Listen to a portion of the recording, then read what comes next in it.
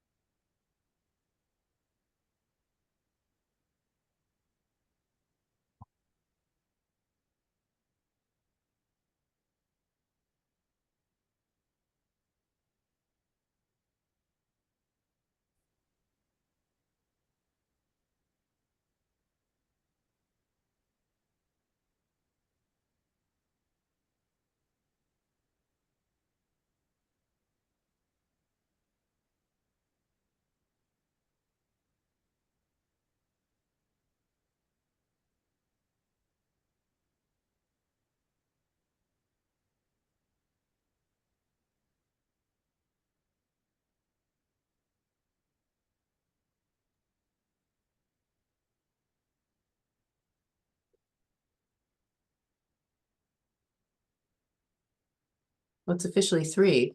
Should we give folks a minute? Hey, what happened to my video?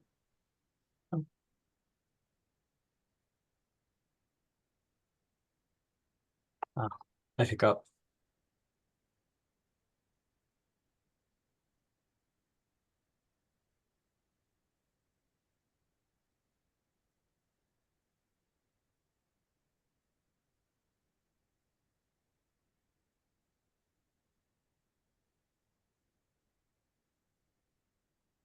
I think we're more or less ready if you all are. Shall we start?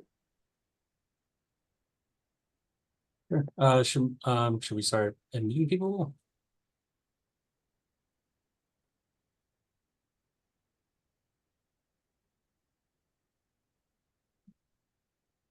People are filtering in. I would give it a 1 or minute. 2 more minutes. Sure.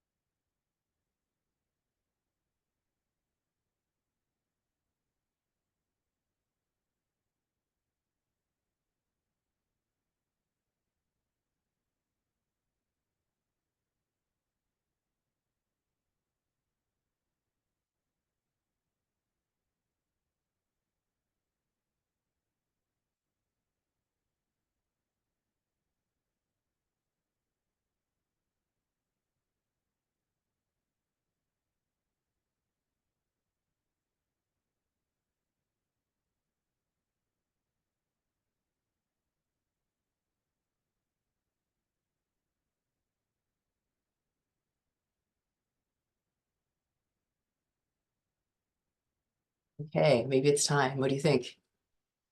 Sure. All right. Hello and welcome, everybody. Thanks for coming. Yeah, thank you so much for participating in our session today. This is kind of a test to make sure you can hear and see us okay. If anything comes up with audio or your ability to see, wave or let us know in the chat. Thanks. We have introductions and an overview, and then we'll jump in. Just to introduce introduce ourselves, we can move to the next one. My name is Ann Leonard. I use she, her, and hers pronouns. I am currently the coordinator of library instruction and information literacy at City Tech. And I, until the beginning of July, was the interim chief librarian. Hi, everyone. I'm Monica Berger, and my functional title is Instruction and Scholarly Communications Librarian. Hello, everyone. My name is Junior Tidal. I am the current chief librarian at City Tech, and I was the former web services and multimedia librarian. And I guess we could just go ahead and get started. I'm going to give you a little bit of an introduction about our presentation. Our presentation is entitled City Tech Sounds Good. And we're just going to give you a little bit of a background and introduction about our grant process of how we supplied podcasting equipment and vinyl records and turntables to our students. So that includes this background, as well as applying the grant. We're also going to talk about future directions of the grants. And then if you have any questions or answers, feel free to, we'll address those. But if you have any other comments, you can definitely use a chat to communicate and let us know what you're thinking. So to give you some introduction and background, I'm going to talk about our college here at City Tech. So to give you some background, we are all librarians at the Ursula C. Schwerin Library, and it serves the community of the New York City College of Technology, colloquially known as City Tech. We are part of the City University of New York, the largest public urban university system in the country, with 25 campuses over the 5 boroughs of New York City.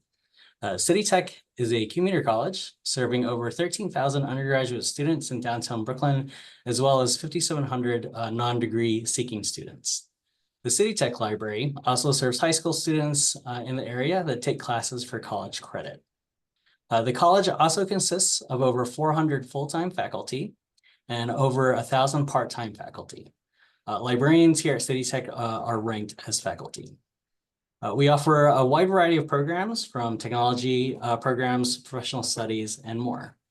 As such, City Tech is designated as a Title V Hispanic serving institution, which is defined as an institution of higher education that has an enrollment of undergraduate students that is at least 25% Hispanic.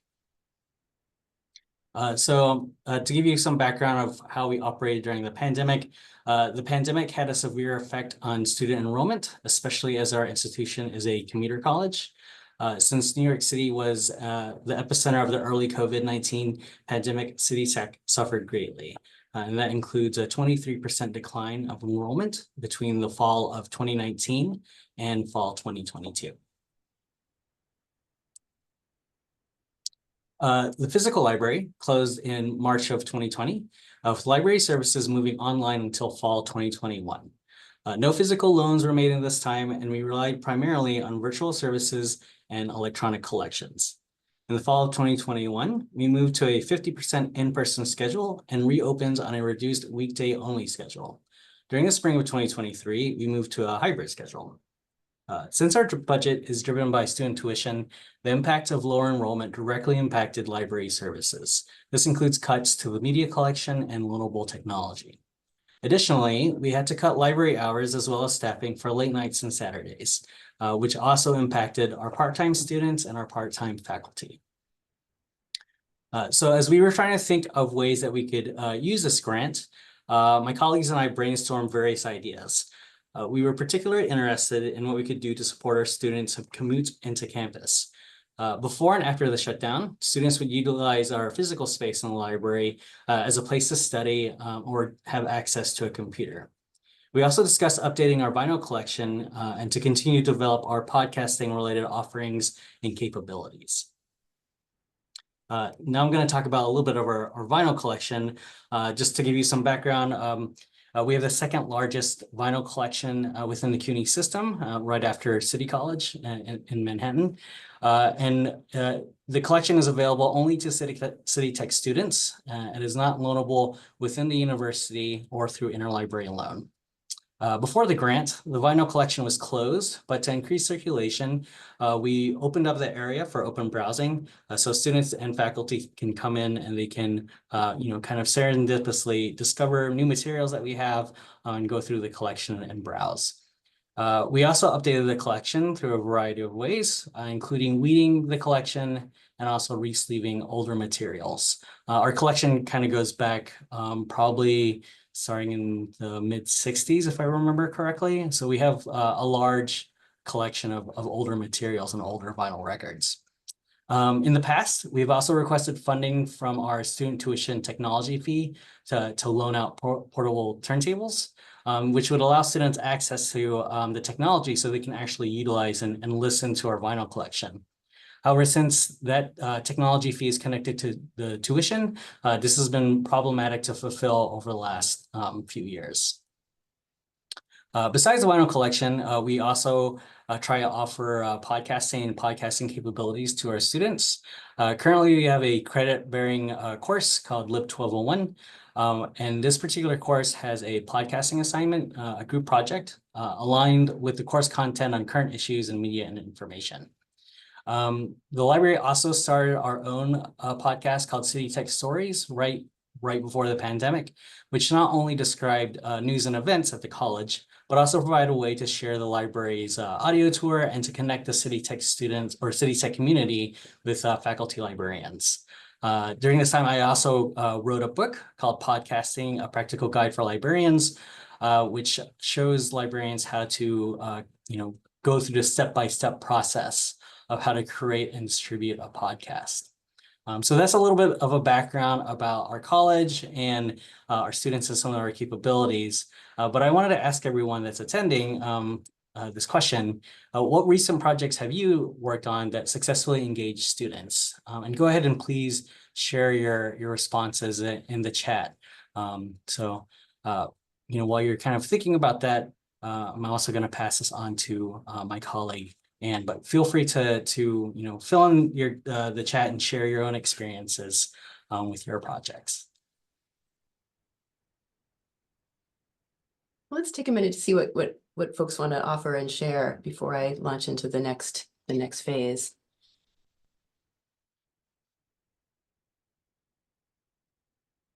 And by recent, we were thinking in the sort of the now times, things that happened after campus life resumed in a recognizable way. I don't want to say normal.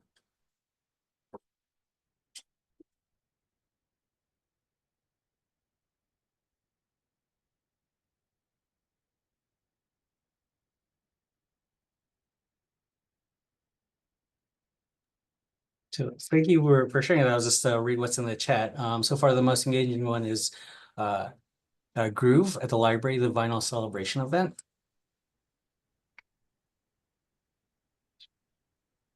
Oh, we had some Sikh students came by to visit the library and ask about laptops. I don't know if we'd have 50 laptops to lend all at once, but that's wonderful to get engagement like that. Great. I'd like to ask Lisa if Groove at the library is also a listening session in addition to, holding vinyl. Yeah, sorry. So I don't want to take up your time. So super quick. It's one day we do open up one room and we invite several people from the tooling community to like curate a milk crate of records from our collection. We pull them out, say who curated it, and then essentially just put them in a room with as many record players as we can scramble together that are actually still working. And then we have a couple other events in tandem during the day. So last year we had someone come and give a talk from New Orleans Vinyl Press. It's the only vinyl press in the state of Louisiana, I think, definitely the only one in town. So he gave this really fabulous talk that was really well attended. And then we also, just for funsies kind of thing, a colleague and I did a workshop sort of introducing Adobe Express and like AI art, not for the sake of replacing art, but like using it to make for fun, like your own record album cover, mostly as fun. This year, we're gonna have more fun events and more talks, and it's gonna be great. And then I'll note the other comment in the chat. Definitely our gaming game night events attract a lot of students. Oh, that's excellent. Are those video games or board games or variety?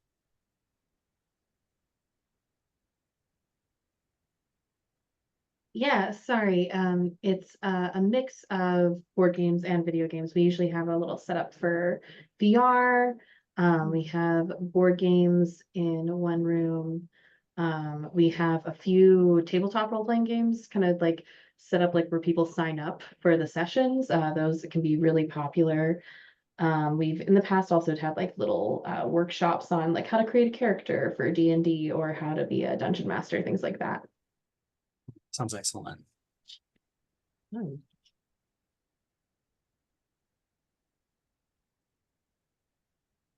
Oh, wow. Fascinating stuff. Thanks, everybody. We'll have a couple more chances for folks to share what's worked for them and ways they're thinking about lendable technology in libraries. Shall we move on? Okay, so how we made City Tech sounds good. The name of our project and also the name of the project and also the grant, which are very, very contiguous, not totally the same. Okay, so City Tech Sounds Good is funded by an ALA Building Library Capacity Grant, and I'll talk a little bit about how we applied and why. The Building Library Capacity Grant is a one-time grant of only $10,000 in a 3-year cycle. We were part of the first year. Initially intended for libraries that had experienced cuts in staffing or services as a result of the challenges of the pandemic. And the particular cycle we were in was geared towards institutions that serve minority student populations, intended to provide access and library services to minority serving institutions to jumpstart or expand new programs based on data that revealed that students who identify as Black, Indigenous, and people of color and as low-income college students need support to graduate. As my colleague Junior said, at City Tech is designated as an HSI, a Hispanic serving institution. City Tech was one of 17 libraries funded in the first cycle of the ALA Building Library Capacity Grants. For a long time, I've noticed that some media and technology for lending through the library's multimedia services department had been on our student technology fee wish list for a long time.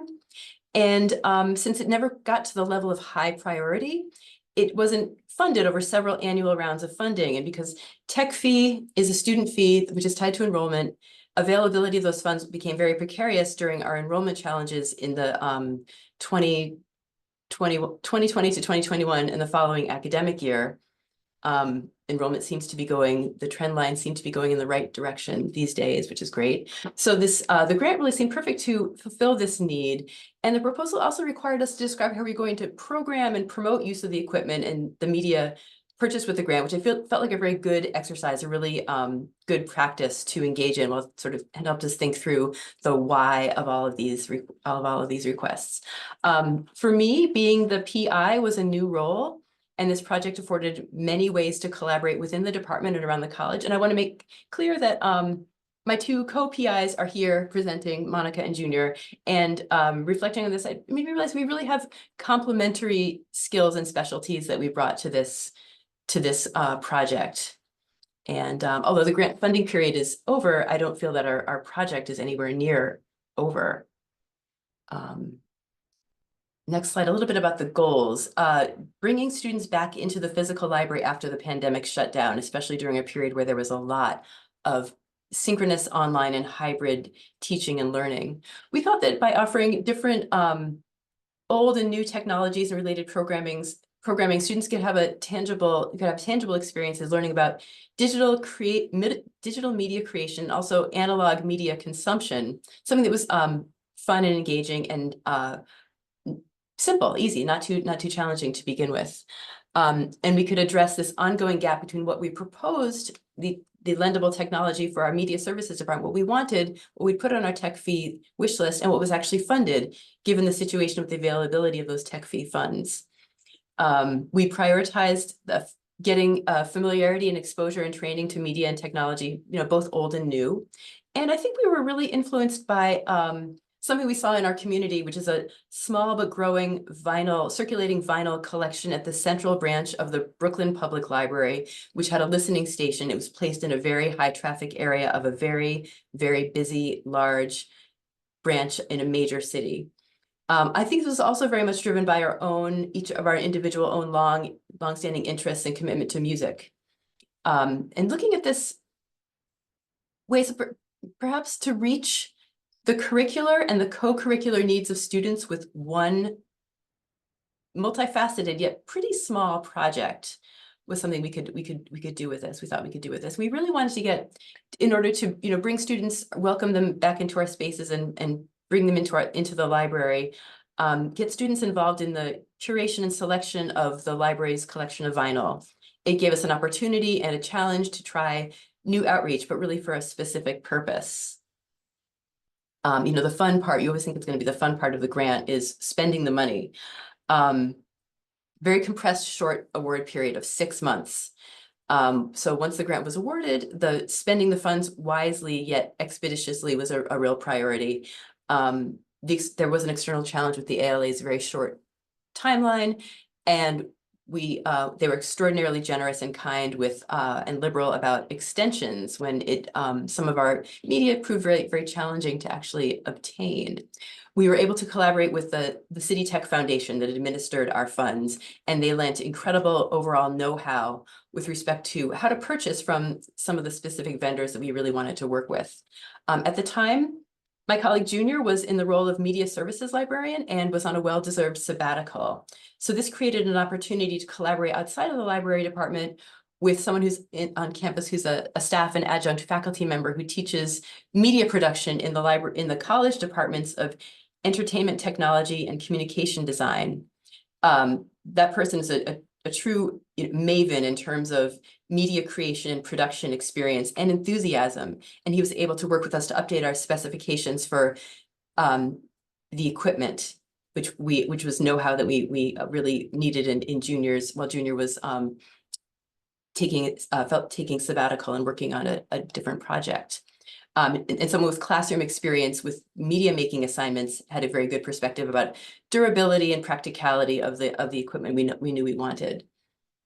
So this helped us kind of rethink some of the items in our original proposal. For example, we wanted a portable podcasting booth. And those are technically portable if you have like a large vehicle that you could back up to the library's loading dock. And we're a very urban commuter campus. Our students don't typically come to the campus in cars ever. I've never, I've been at City Tech a long time. I've never really known that to happen. So though it was technically a portable item, it was gigantic and not practical for lugging on the subway or the bus. So we decided to address the need for quiet space in other ways. But quiet space, as you'll learn, is definitely a premium in short supply on our campus.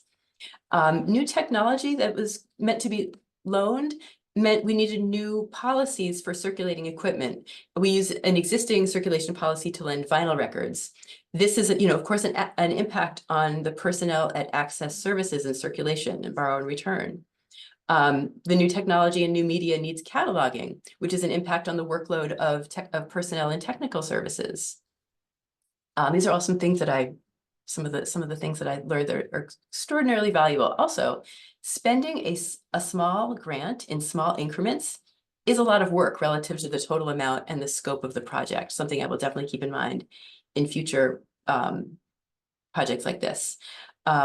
Getting student input on vinyl selections was written into our proposal. And so we decided to seek input from the entire college community. One of the unexpected results was quite a lot of community input from faculty and staff, which is really heartening and a nice way to connect with people outside of some of the usual routine things we do every semester. A little bit of a spotlight on what media and equipment we were able to get. The podcasting kits live in a lendable backpack, and there's a sample list of some of the vinyl titles we were able to get. We relied on such a range of vendors. That was a great learning experience too. We you know, for the turntables and the podcasting equipment, we relied on vendors that do a tremendous amount of business with our college. That, you know, our college has a School of Technology and Design. We were able to do a special order of vinyl records from a big chain bookstore that has a physical store near campus. We were also able to work with a very small specialist locally owned record store that really curated a list for us. We didn't tell them what we gave them an idea of what we wanted. We gave them a list of student, faculty, and staff vinyl requests, and then they really used their own, you know, musical expertise to give us a list that didn't totally overlap. They really took some used their own creativity and knowledge to help us. We definitely encountered issues with the availability of requested titles in vinyl format. They simply don't exist, either as reissues or on the out of print market, being sold by a vendor we could work with for a reasonable price. And even for new and reissued vinyl, it took some of these things took an incredibly long time to fulfill. So I'm going to pass it on to Monica now. Hey, so I'm going to talk about branding, outreach, and marketing. We bounced around. I think I'm going to turn off my camera because I'm getting a message that my internet is a little unstable. So we bounced around a name for the project during brainstorming session, and we all agreed that City Tech sounded good. And the language has alliteration. It's nice and short for hashtags and for branding. And the focus on sound helped combine the dual nature of the grant, the LP collection and turntables, as well as the podcasting. So after we got the grant, I had to quickly design a logo for our outreach materials. And that was when it occurred to me, we really should have the branding for the grant in Spanish also. So we added on City Tech Suena Bien. And because the branding itself is verbal rather than visual, I decided that the logo should be all text and not have any kind of image to it. I wanted a logo that was dynamic looking, and, you know, kind of staring at it now, I think, you know, I've seen a lot of branding for graphic novels and particularly for superhero comics that has that kind of upward trajectory, and it's very simple. And I think I had that subconsciously in my mind. I used Canva instead of the usual Photoshop because it's really easy if you're just doing something simple with text to get a really great design without a lot of fuss and muss. And just for those of you who are not familiar with Canva, we pay only $30 a year, the library, and it's especially useful for Instagram post creation. So once I got the logo designed, I went into Photoshop and I started doing different variations for different media, including oblong and square.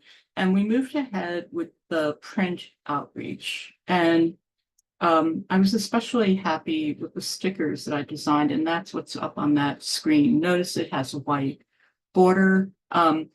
We went big. We went 2 inch by 2 inches, and the stickers have a really nice shiny finish. And we also had some postcards done up. And I also created a horizontal design for the college and library plasma screens. Could we have the next slide? Yeah. So being librarians, of course, we created a LibGuide, and you can see the short URL. So it's citytyte.ch/vinyl.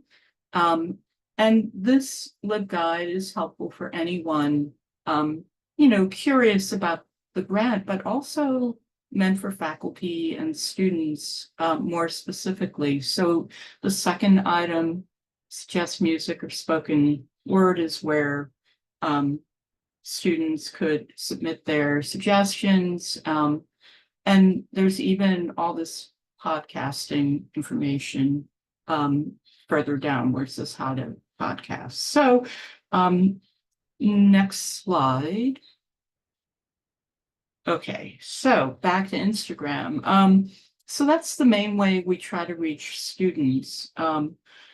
We did some research and we some poll data that that's what students prefer. And I found out just today that our colleagues who are more savvy with Instagram, I'm not really that much of a user, pieced together these posts and created an Instagram story. And this went over really well and was actually more popular than just the individual posts. And I thought that was super interesting. And what's you might know is that we've been posting all kinds of things related to the library, not just to this grant, in Spanish and English. So here are 3 of those Instagram posts. Next slide. So it was really important that we had a QR code for that student input suggesting the LPs to purchase, and the QR code would take students to a form that we made just in LibWizard to keep it simple. And it should be noted that the initial form asked for like more information than what we ended up with, because we realized students are not going to look up a lot of detailed information. And the QR code was on all the outreach materials. So it was really interesting how when Junior got back from sabbatical this semester, pretty soon he created this pop-up poll on our website and asking which artist should we ask to the library's vinyl collection? If none, recommend a performer here. And that actually got a really robust response from students, because I would say overall, I tried to reach students through clubs, through their instructors, and just the response was relatively weak. And we also had a lot of difficulties just even getting on email to all students.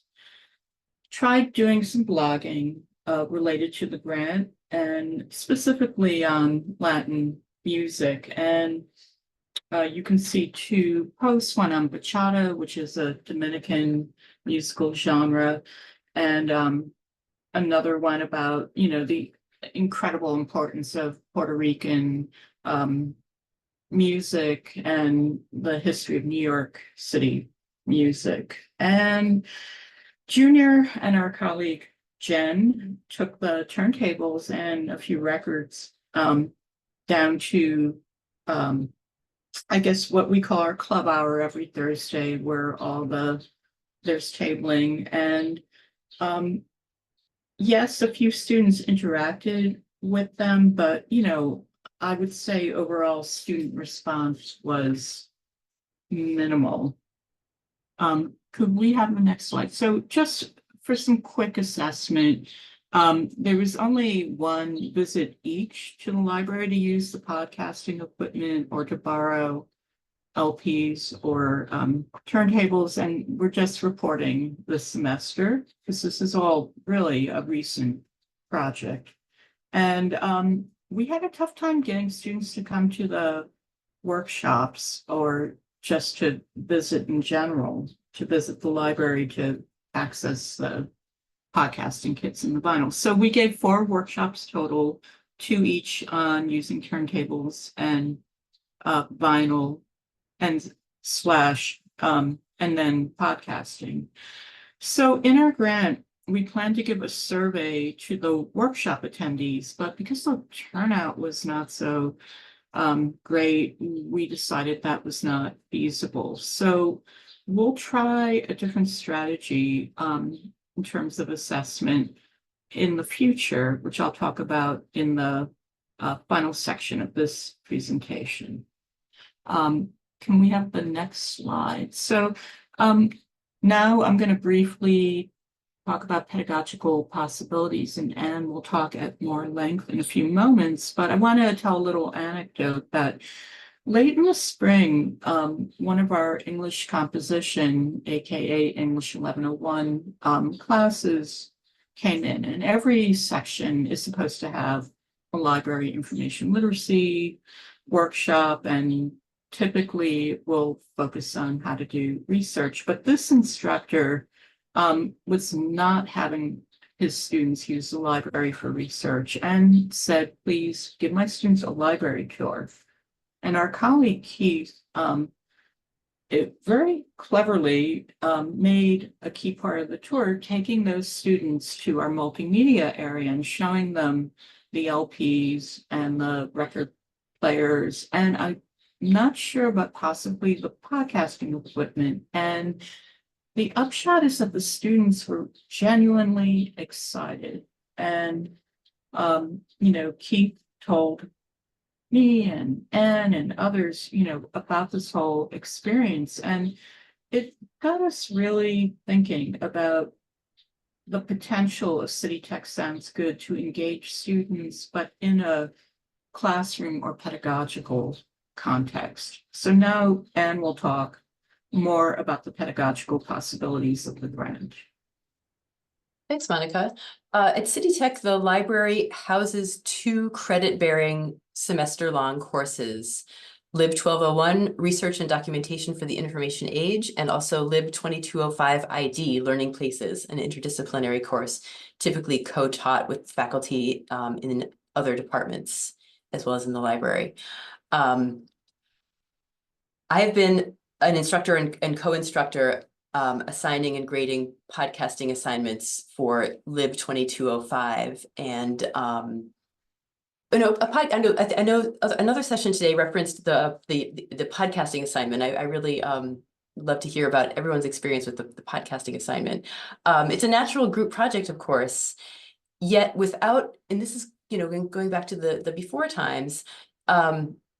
It has been a scramble to record, edit, and do post-production without any real equipment. Students were extremely creative and tenacious and made great use of the free and the freemium tools like Anchor and Audacity. Students mostly use their own devices. Some were able to borrow iPads, laptops, and very basic all-purpose headsets from the library's multimedia department in the before times, before we had podcasting kits.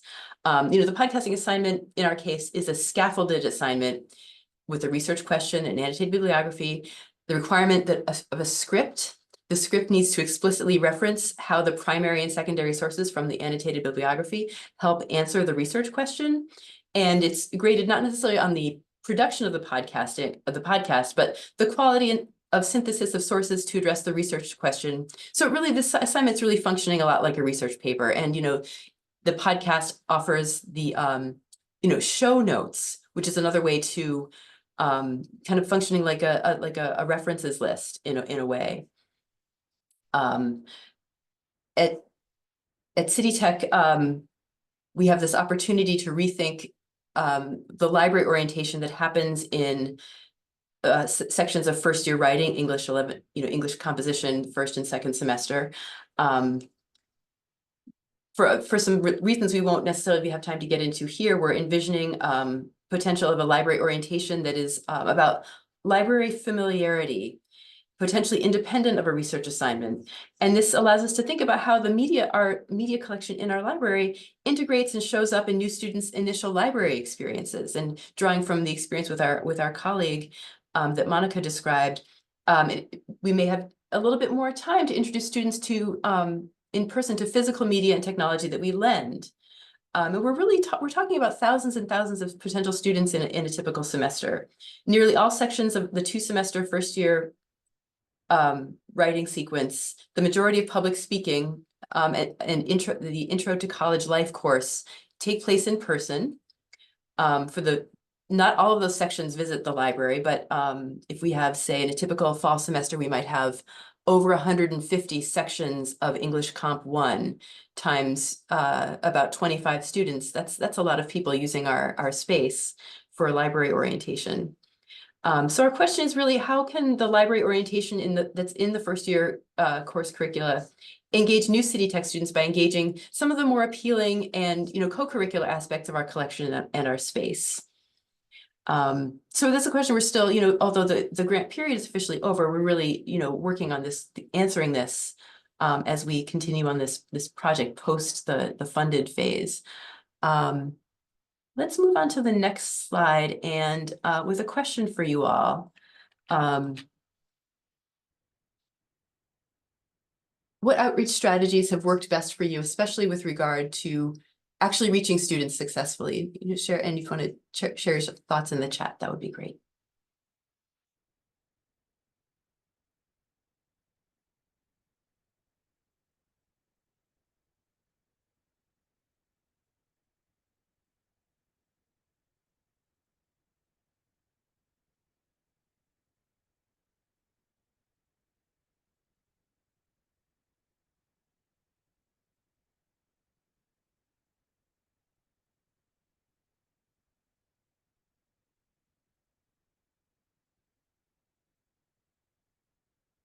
Thanks. I see, Scott, your message. It would be easier for you to speak and unmute yourself rather Yeah, than if you don't type. mind. Sorry, I'm in transit. I had an appointment, but I can still hear you, and I'm legal.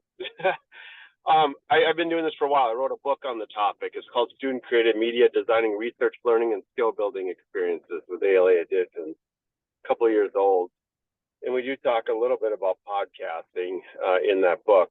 The success I've had generally, a lot of them have come from academic showcases and other kinds of events that aren't necessarily put on by the library, but by where I could ride their coattails a little bit. And then typically what happens is within a department, I get one faculty member who's interested in something that I'm doing, and then they'll tell their colleagues, and then that, spurs a lot of business.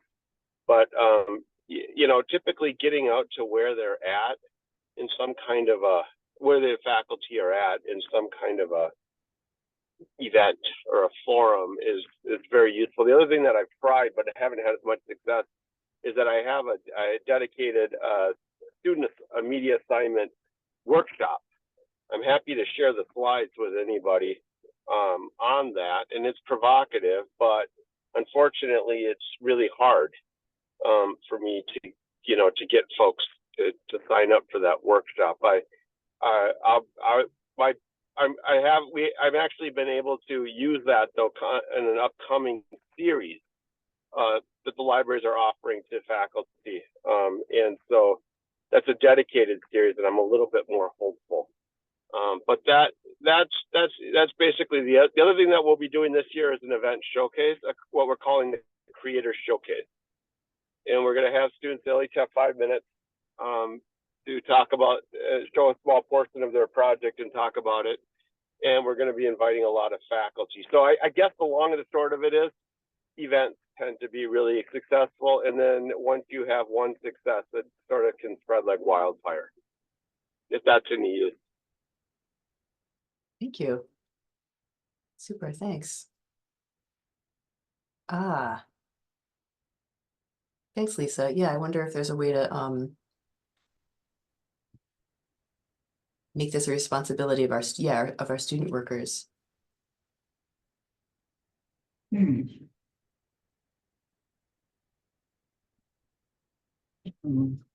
mean, we used to have student workers who were in student government, and when that was the case, there was a lot of excellent synergy around student outreach, but that just hasn't been the case in a few years. Yeah, that sounds like it would work well. Okay. Turn it over to Monica next. Yeah, so next slide. What is so nice about this grant is that it's evergreen. We can continue to experiment with the programming because the grant essentially paid for things we bought. And yes, we will revisit outreach and try to increase our presence on Instagram and explore new ways to promote the vinyl collection. And certainly one of the first things you're going to do is add a page to our LibGuide listing all the records. And we'll also need to think out what we're going to do with assessment. So just to share with everyone, these were the survey questions that we had in the original grant proposal. And they do get all kinds of good questions about students as makers and creators, but we're now considering how to reach all students, not just those who come in to use the kits or the turntables or borrow vinyl or, those who attend a workshop. We could give a survey to all students college-wide. We could also try quick surveys via social media, and those via our website as pop-ups. And, I'm sure if we do this, we will keep them pretty simple. But we can also ask students who do actually use the materials related to the grant to respond to some questions. But lastly, we can survey classroom faculty, and I think that will be really critical to kind of get a sense of whether or not they've considered assigning a podcast as an assignment or an alternate assignment. And once we have some more data, then we can consider more future research, that might be more in depth. So now Anne will talk more about future directions for the grant. Okay. Noting that we are getting close to time. I've talked about how the podcast as a research paper alternative functions in our credit courses. One thing that is worth exploring is the possibility of emphasizing the production part of the assignment now that students have access to proper equipment. Beyond our department is collaboration across other academic departments. We're lucky because we can pretty easily do a census of media assignments across departments. City Tech has an open platform for teaching and learning, and so it's possible to learn about assignments across departments without having to join the course in a very siloed LMS environment. Working this way is also an opportunity for library and subject specialists to deepen relationships with the departments, with faculty in the departments they represent, and extend the grant's impact beyond what we three can do. Also recognizing that that is extra work for the subject specialists already busy and very full plate. Podcasting supports the first year writing assignments in writing in a new genre and the new and multimodal genre assignments. With so many thousands of students enrolled in those courses every semester, our limited number of podcasting kits may not meet the demand, but of course not every student is going to choose the multimodal genre assignment option. At City Tech, we have departments of entertainment technology, communication design. Those are just two departments that have media creation assignments throughout their curricula. And media assignments aren't necessarily driven only by those departments. We'll find them throughout. Opportunities for programming and workshops beyond necessarily just student-facing workshops. We're planning a podcasting workshop for faculty and staff within our department, so that serves for us to learn how to use this equipment, and also continues our tradition of a shared activity or workshop that typically takes place during the winter or the summer intersession time. Of course, the outreach to deans, department chairs, and individual faculty that's very specific and targeted, and we have pretty robust workshops prepared and ready to go. We just need to slot those into our fall schedule with some ongoing and some new promotional efforts. And I want to pass this off to Junior. Yeah, so just very quickly, some of the ideas I have for the vinyl collection is definitely getting more input from our students. just because I feel like it's important for our students to see themselves in our collection and see representations of themselves and their backgrounds embedded in the collection. And then as far as podcasting, we're in downtown Brooklyn. Space is at a premium here. So one idea I want to explore is also turning our projection room where we screen films for classes into a podcasting studio space as well, kind of have a multifunction room in that sense. But with that said, I'm also curious, in the few minutes that we have, how do you address obsolescence of technology in your library?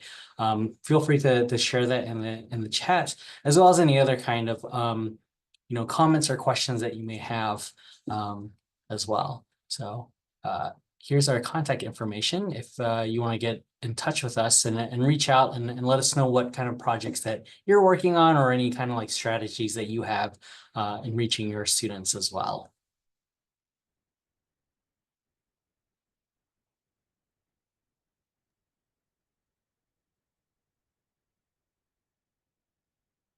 Oh, and yeah, Scott also mentioned his book in the chat, which I'll definitely be taking a look at. And it looks like Lisa had said, talk about pedagogical possibilities. Billy Sass, Ahmed Yosef, Adam Fowler had really great things to say in the podcasting pedagogy session, last fall's Humanities Podcast Network Symposium, constantly going back to some core ideas from this session. It's great.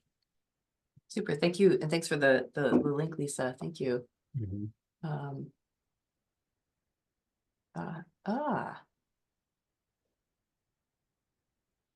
Yeah. Well, thank you. Thanks everyone for attending and also thanks to my colleagues. Yeah. Thanks, everyone. We're right at 3:50. Nice work. Yeah. All right. And thanks everybody who's here in this session and participating. Thank you all so much for taking part today. Thank you. Yeah, thank you. Do we have a formal wrap up, or is that, are we here? I guess we're here. Thanks, everybody. Yeah. Thank you, everyone. Thank you. Can we save this chat? Oh. I hope so. I've been pasting stuff into my browser, which is something I feel like it's a bad habit while you're actually live in a conference talk. But I think because we didn't set up the Zoom, we will have to copy and paste it. okay. All right. Well, I need to follow Lisa's library and find out about the groove workshop. Anyway, I guess it's time. Hey. Would be to, Hi. there are several video. Sorry, I still got the other session going over here. Oh, sorry. No, you're good. We don't want to be heard in it. No, you guys ended exactly on time, so you're perfect. So in terms of saving the chat, let me see if we can. Yeah. Or can we? I just did a control. I have a all and save. copy. Yeah, so it just I'm not sure where I just saved it to on my computer. Let me see if I can drop it back into the chat as a file for you guys. Oh yeah. Oh, super. Thank you. Yeah, let me. Yeah, it's usually in some weird Documents. It's like documents, Zoom, and Oh. then usually somewhere strange after that. Zoom. Today is the 30th. Oh my God. Okay, saved chat. Cannot be sent because it's currently in this.